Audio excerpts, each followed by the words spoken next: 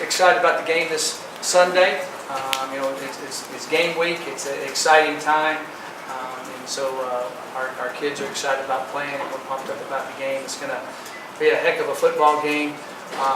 We played Colorado State at San Jose State where it was before. We played them early in the year last year, and of course I've watched all the film of every game of theirs a lot. And I thought that Jim McElwain has done a phenomenal job. They really improved as the year went on, and I thought the last part of the season they played really well. So I'm very impressed. He's a heck of a coach. His offensive coordinator, Dave Baldwin, I know, used to be the head coach at San Jose State. I think he's a great offensive coordinator, a heck of a mind. And then on defense, they got co-defensive coordinators, Al and Marty, and I thought their defense has improved. They utilize their players well and do that. And then Jeff Hammerschmidt on their special teams, they've got some guys that can make some plays, and then he does a good scheme. So I've been very impressed. That's one thing when you play a team in the opening game, you have time to thoroughly watch every game they played and kind of really see how their team evolved, especially in a coach's first year. So we've got our work cut out for us, and it's going to be a great game Sunday. How much does it help you in your first game here that this is a team you're familiar with? We played them the last 2 years. I think it helps, but it helps them also. Dave Baldwin's at Utah State before he went to Colorado State, so every year I've gone against him. Every year I've been a head coach, I've gone against Dave Baldwin, and he's always done a great job. So I think that it helps both sides, a little bit familiarity, but I think also both sides will have different wrinkles and different things they'll come back with for sure. And they're a heck of a coaching staff. Do you sense that this game has any kind of a different vibe because it's a rivalry? I know you're new, but yes, most rivalries, yeah, there's no doubt. Can you tell? Yeah, opening game's always exciting. I don't care who you're playing. And then adding a rivalry game on top of that and playing at a neutral stadium that half the stadium's one color and half the stadium's the other, I think that just makes it unique. And I also think it's a 365-day game a year that you're going to hear about all the time. Win or hopefully not the other side of it, lose all year long. Can you talk a little bit about the systems that you brought in that you wanted to run here, and how did you have to adapt them a little bit to the personnel that you found on this roster? Yes, our systems, any coach adapts his system to different strengths. So we've done that.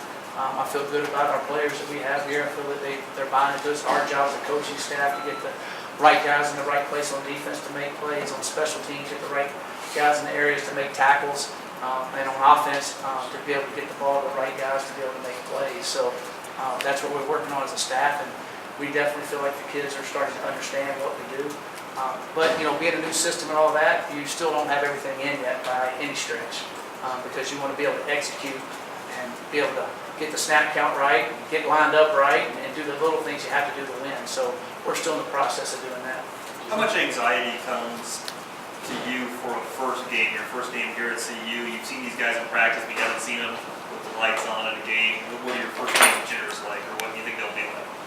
The first game jitters are the same every time you line up and play the first game. Because every year in college football, it's a brand new team, really. And you're going to run out there 18 and 19-year-olds. So that's always exciting. And so I think that makes it fun. So I'm always a little anxious and look forward to seeing. I always say I love to see them play. Because you've done all this work, now you want to see them play, and they want to play. So that's the fun part of it.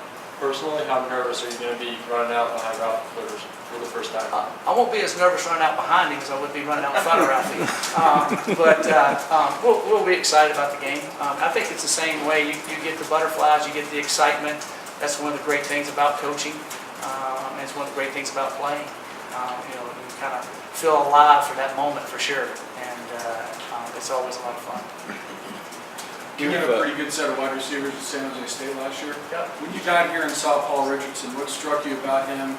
How does he compare to the trio that you guys used really to beat CSU last year? Right. I think we have a good group of receivers. I really do. Not just Paul. And so I think Paul's a very good player, and he's done a good job for us. And he's been a very good leader. But I think we have enough.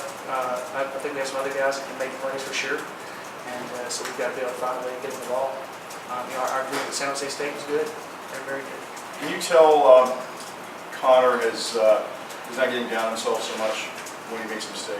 I don't know Connor from before. Or Pardon me? I don't know I Connor. know, but you can tell the progression from spring to now. Right, early in spring, I really didn't see him get down on himself, everybody was just learning everything.